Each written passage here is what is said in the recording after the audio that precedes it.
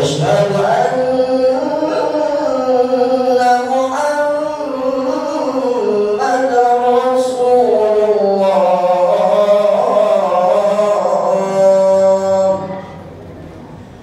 حي على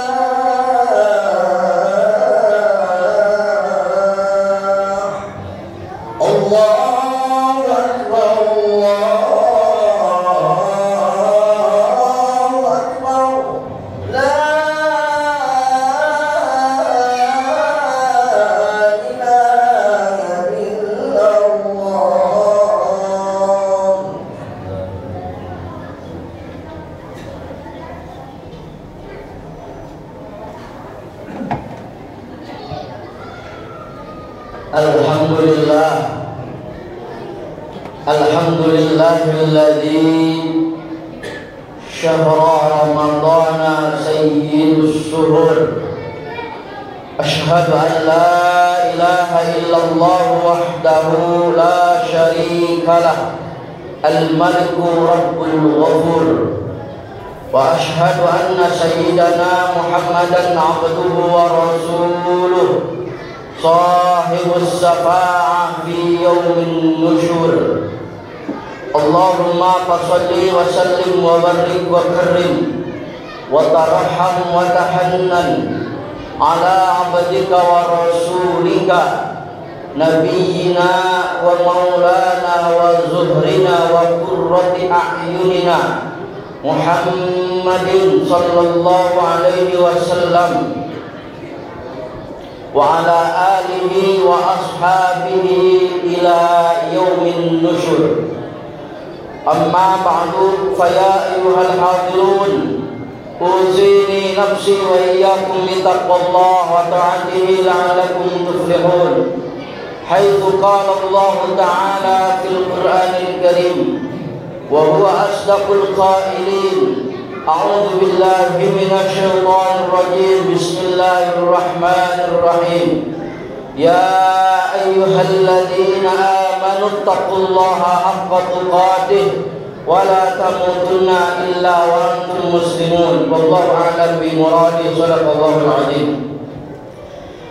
Ma'asyiral muslimin wa zumratal mu'minin jamaah salat Jumat Masjid Jami Riyadut Taqwa rahimakumullah.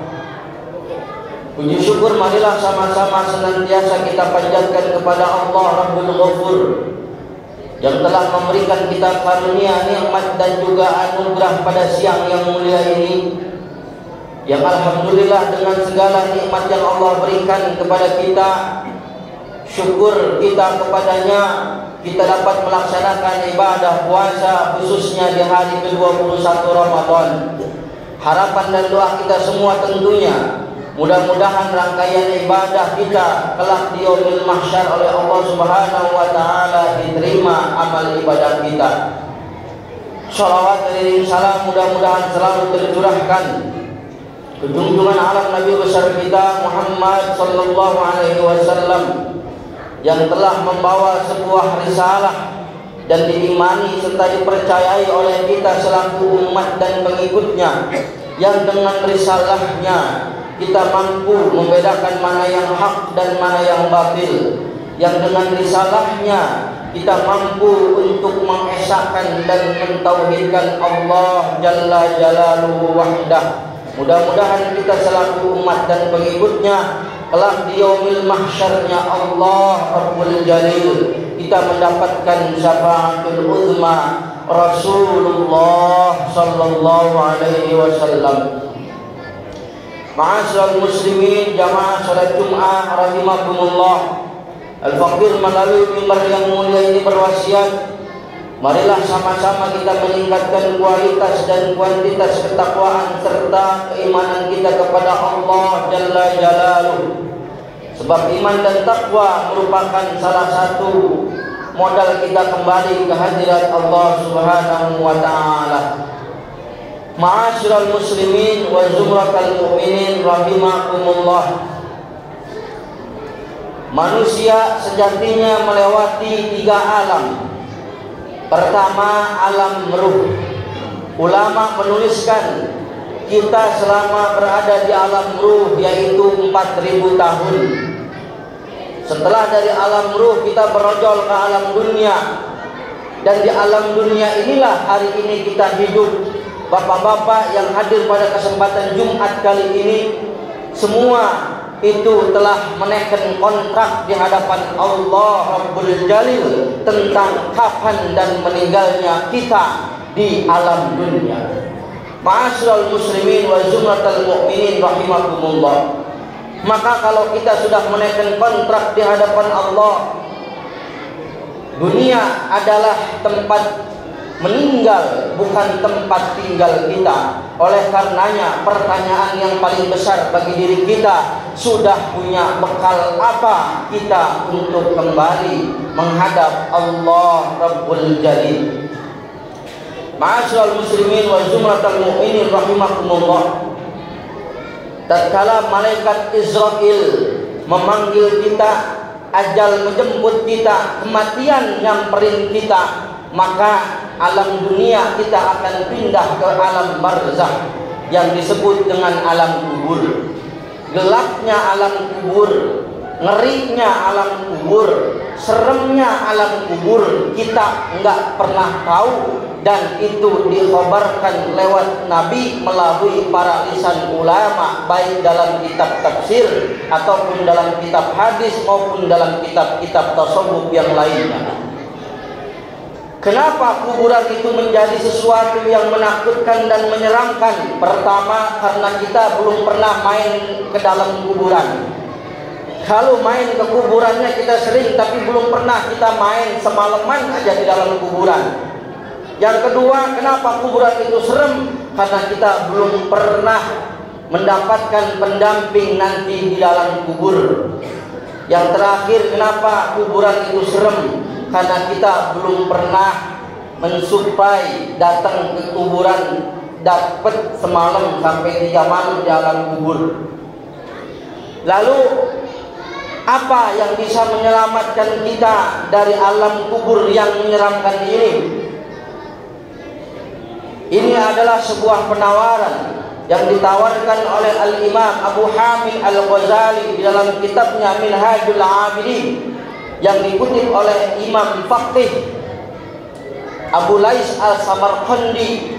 Kata beliau, man arada an yanjua min adabil qabri an yulazama bi arba'ati asya'a.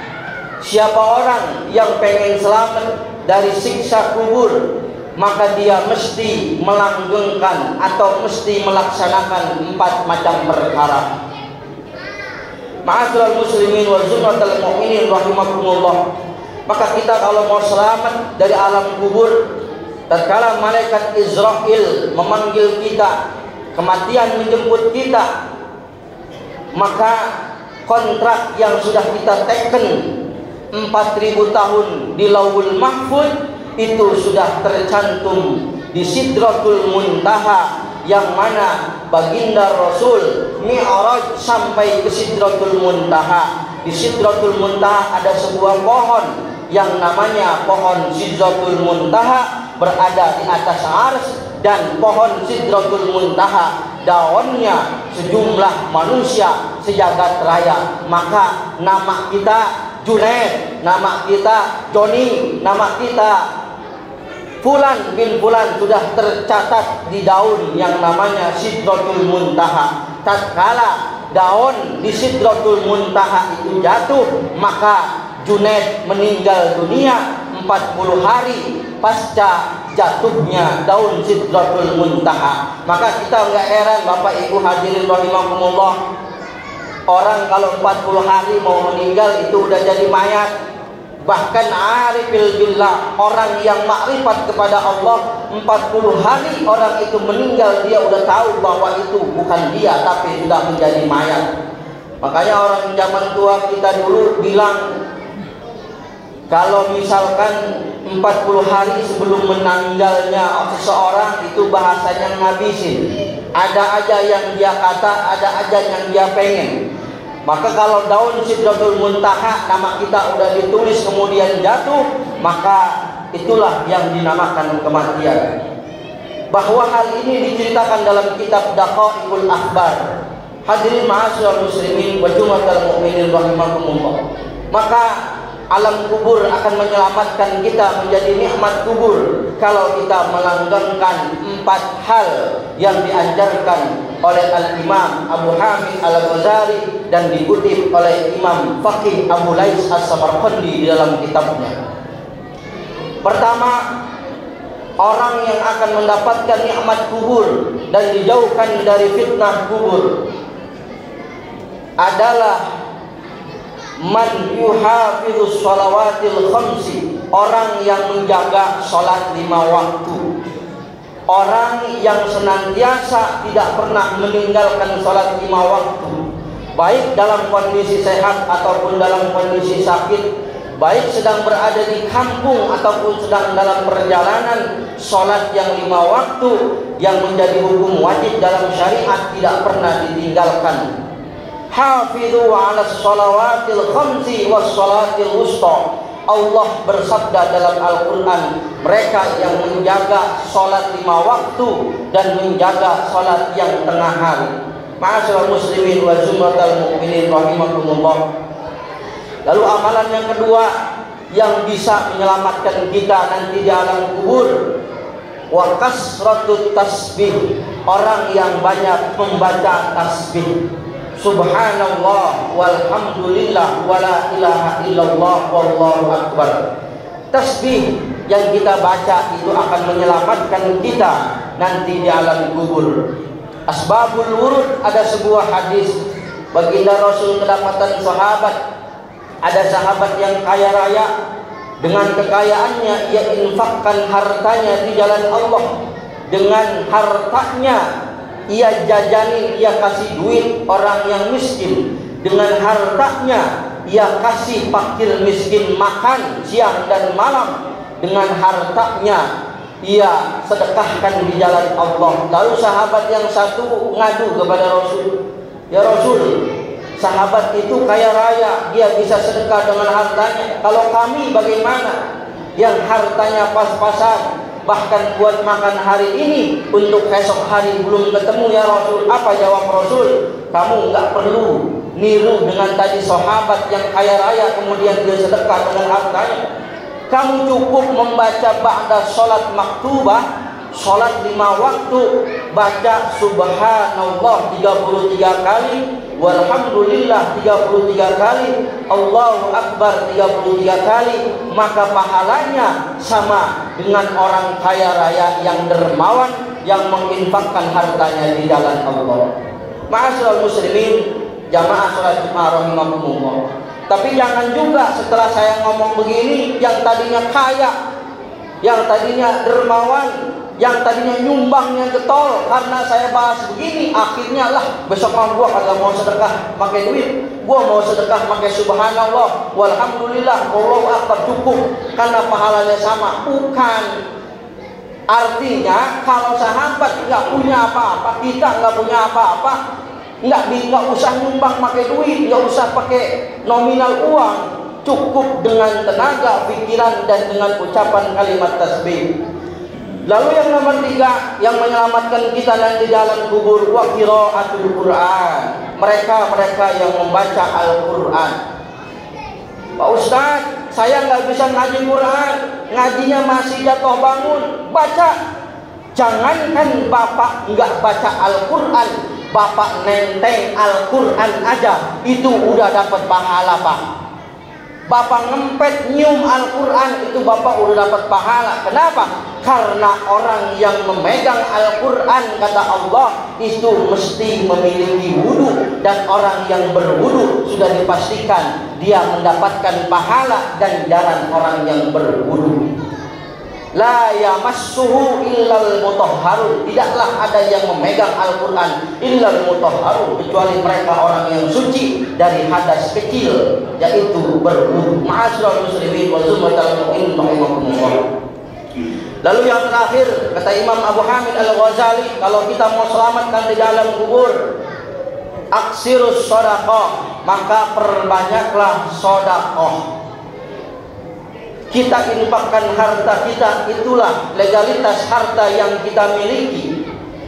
Kita sedekahkan harta kita, amal jariah yang diterapkan di masjid, itulah harta yang akan menjadi kekal di alam barzakh kita nanti di yaumil qiyamah. Dalam Al-Quran Allah menegaskan lagi tentang bagaimana keutamaan infak dan sedekah. Wa anfiqu mimma razaqnakum min qabli ay ya'tiya yawma ahadakumul maut. Wa anfiqu mimma razaqnakum min qabli an ya'tiya ahadakumul maut. Wa anfiqu, dan infakkanlah, mimma razaqnakum, dari sebagian harta yang Allah berikan, qabla an ya'tiya ahadakumul maut, sebelum kematian itu datang. Jadi bagusnya kalau mau infak itu selagi kita hidup. Ini yang kaya, yang punya duit di ATM puluhan juta, bagusnya infaknya kita masih hidup. Qabla an ya'tiya ahadakumul maut, sebelum ini ahli jenazah si mayit mati, lebih bagus dia sedekahkan. Kenapa? Kalau kita udah meninggal, maka detik itu juga harta sudah berpindah tangan. Ma'asyiral muslimin wa zumratal mu'minin rahimakumullah. Itu orang yang meninggal tatkala sakaratul maut, apa permintaannya? Ada satu permintaan yang sangat dipinta oleh orang yang sudah meninggal. Ada satu harapan hidup yang dipinta oleh orang yang sudah mati.